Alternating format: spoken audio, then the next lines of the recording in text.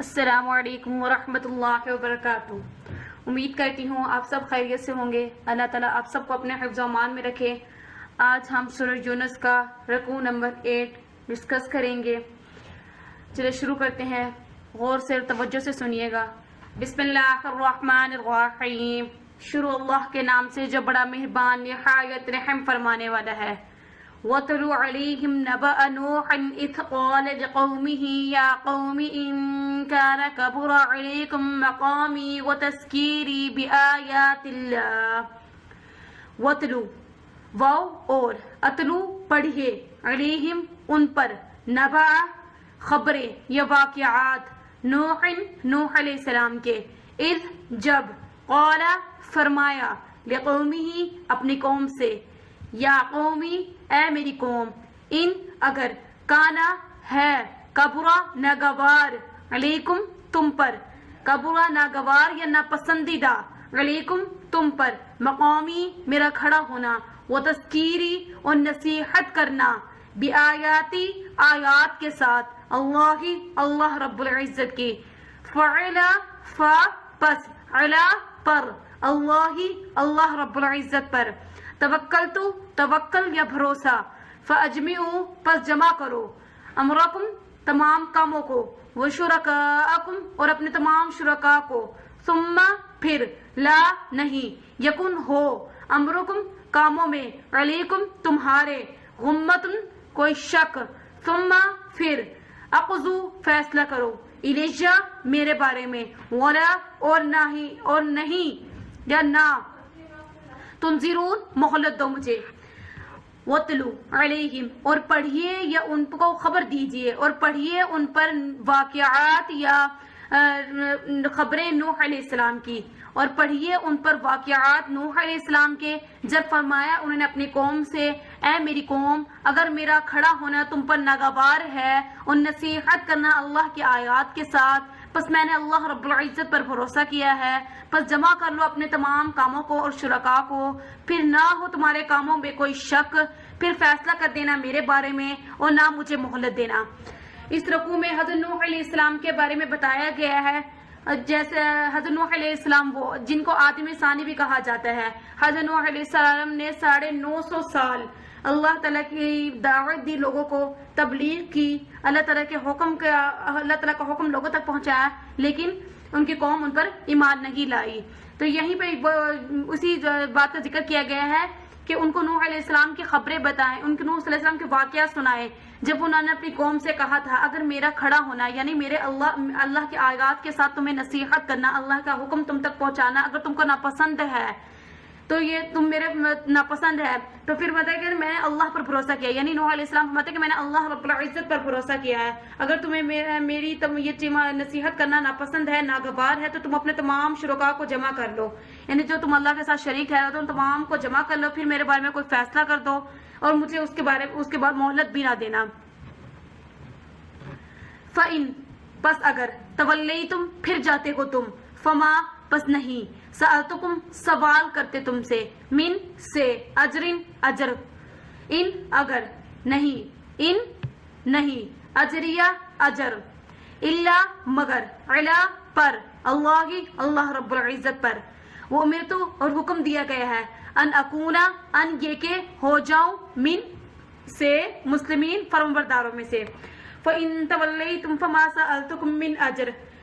پس اگر تم پھر جاتے ہو، پس نہیں میں سوال کرتا تم سے کسی اجرت کا یا کسی اجر کا یا کسی بدلے کا، ان اجریہ الا علی اللہ نہیں ہے اجرت یا نہیں ہے اجر مگر اللہ رب العزت کے ذمے، وہ امرت ان اکون من المسلمین اور حکم دیا گیا ہے مجھے کہ میں ہو جاؤں فرمانبرداروں میں سے یا مسلمانوں میں سے۔ حضرت نوح علیہ السلام فرماتے ہیں کہ پس اگر تم پھر جاتے ہو، یعنی پچھلے آیت میں بتایا گیا ہے کہ تم اپنے تمام شرکاء کو جمع کر لو، پھر میرے بارے میں فیصلہ کر دینا۔ پھر حضرت علیہ السلام فرماتے ہیں کہ اگر تم کس طریقے سے پھر جاتے ہو یہ سب کچھ کرنے سے، پھر میں تم سے کسی اجرت کا سوال نہیں کرتا، یعنی کوئی اجر نہیں مانگتا، اس کے بدلے میں کوئی اور چیز نہیں مانگتا جو نہیں ہے اجرت، یعنی اس چیز کا کوئی بدلہ نہیں ہے، نہ میں تم سے نہیں لیتا، اس کا بدلہ تو صرف کس کے ذمے ہے؟ اللہ رب العزت کے ذمے، اور حکم دیا گیا ہے، یعنی اللہ تعالیٰ نے حکم دیا ہے مجھے کہ میں ہو جاؤں فرمانبرداروں میں سے، مسلمانوں میں سے۔ فَكَذَّبُوهُ پس جھٹلایا انہوں نے اس کو، فنجیناہ پس نجات دی ہم نے ان کو،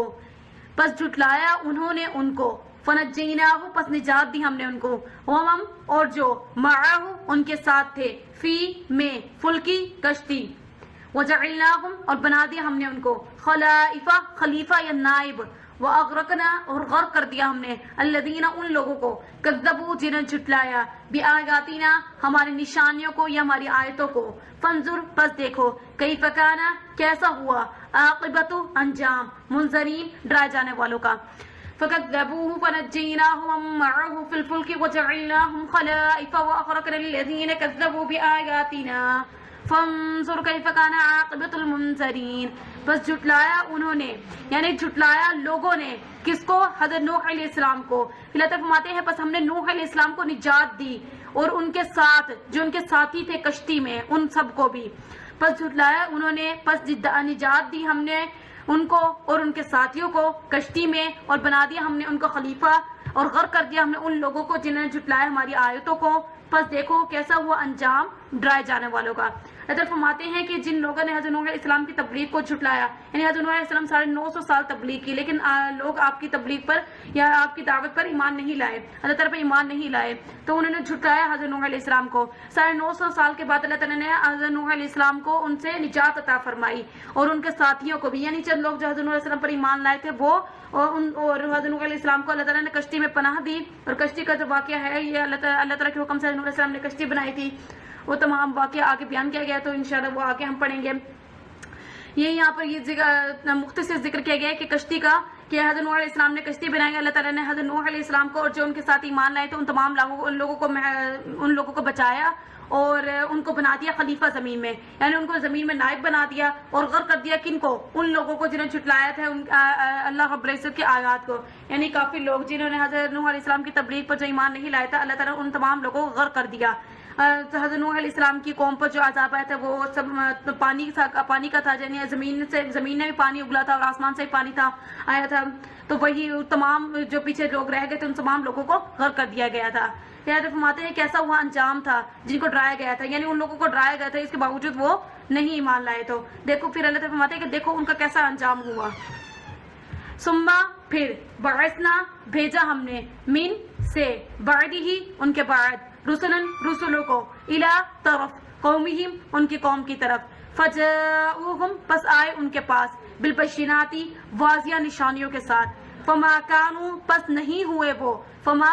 ہوئے وہ لیؤمنوا ایمان لانے والے، بما اس بنا پر یا اس وجہ سے، کذبوا جھٹلایا انہوں نے، بھی اس سے قبل، بھی اس کو، من سے، قبل اس سے پہلے. ثم بعثنا من بعده رسلا الى قومهم فجاؤهم بالبينات فما كانوا ليؤمنوا ما كذبوا به من قبل.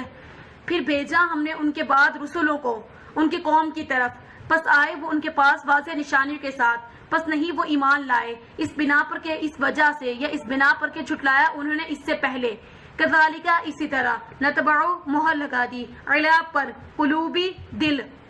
معتدین حد سے بننے والوں کے دلوں پر.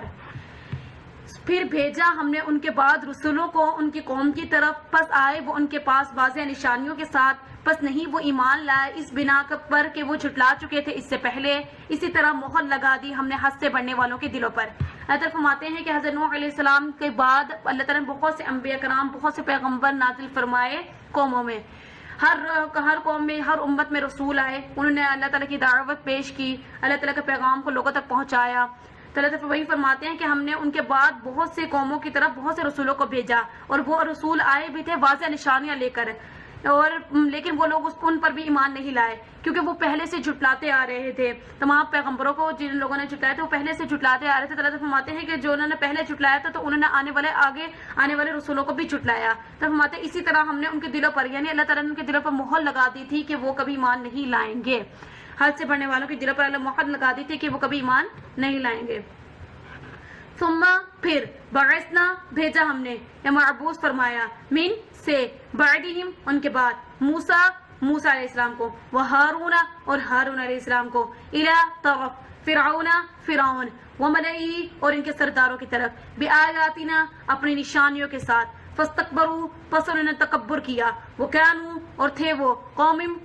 مجرمین مجرمین. پھر بھیجا ہم نے ان کے بعد موسیٰ علیہ السلام کو اور ہارون علیہ السلام کو فرعون اور ان کے سرداروں کی طرف اپنی نشانیوں کے ساتھ، پس انہوں نے تکبر کیا اور تھی ہی وہ قوم مجرم. اوپر حضرت نوح علیہ السلام کا واقعہ بیان کیا گیا تھا کہ حضرت نوح علیہ السلام نے 950 سال تبلیغ کی. جو اوپر چند آیات ہیں اس میں یہی تھا کہ لیکن ان کی قوم نے ان پر ایمان نہیں لائی، اللہ ان کی تبلیغ کو قبول نہیں کیا، تو پھر اللہ تعالیٰ نے ان پر جو عذاب نازل کیا اور جو اللہ تعالیٰ نے کشتی بنانے کا حکم دیا تھا حضرت نوح علیہ السلام کا، وہ واقعہ بیان کیا گیا ہے. اور ان پر طوفان آیا، اس پوری قوم کو غرق کر دیا گیا. حضرت نوح علیہ السلام اور جو ان کے ساتھ ایمان لائے تھے ان کو زندہ رکھا گیا اور ان کو زمین پر خلیفہ نائب بنا دیا گیا. وہ تمام کے اوپر ذکر تھا. پھر ان کے بعد حضرت نوح علیہ السلام کے بعد جتنے پیغمبر آئے ان کا پچھلی آیت میں بتایا گیا ہے کہ ان کو بھی لوگوں نے جنہوں نے جو شروع سے جھٹلاتے آ رہے تھے تو انہوں نے ان لوگ انبیاء کرام کو، ان پیغمبروں کو بھی جھٹلایا. اللہ تعالیٰ نے اسی طرح ان کے دلوں پر مہر لگا دی تھی، یعنی وہ ایمان کبھی نہیں لائیں گے. اب یہاں سے حضرت موسیٰ علیہ السلام اور فرعون، حضرت موسیٰ علیہ السلام اور کو بنی اسرائیل کی طرف بھیجا گیا تھا جہاں پر فرعون مطلب ان پر حکومت کر رہا تھا. اور ان کے مطلب وہ جو جیسے کہ ہے حضرت موسیٰ علیہ السلام کا واقعہ، فرعون کی طرف بھیجا تھا اور ان کے سرداروں کی طرف موسیٰ علیہ السلام کو اور ان کے بھائی ہارون علیہ السلام کو. اس آیت میں وہی ہے کہ اللہ تعالیٰ فرماتے ہیں کہ پھر ہم نے ان کے بعد بھیجا تھا ہم نے حضرت موسیٰ علیہ السلام کو اور ان کے بھائی ہارون علیہ السلام کو فرعون کے سرداروں کی طرف اپنی واضح یعنی کھلی نشانیاں دے کر، کھلی آیات دے کر. لیکن انہوں نے کیا کیا؟ تکبر کیا. جب فرعون کا حضرت موسیٰ علیہ السلام نے آ کر دعوت دی، تبلیغ کی، تو اس نے تکبر کیا اور تھی ہی وہ قوم مجرمین. یعنی فرعون نے خود رب ہونے کا دعویٰ کیا تھا اور اس کے سردار بھی اس میں شامل تھے اور انہوں نے تکبر کیا اور وہ حضرت موسیٰ علیہ السلام کی بات پر ایمان نہیں لائے اور نہ ہی انہوں نے ان کی دعوت کو قبول کیا. فلما جاءهم الحق من عندنا قالوا ان هذا لسحر مبين.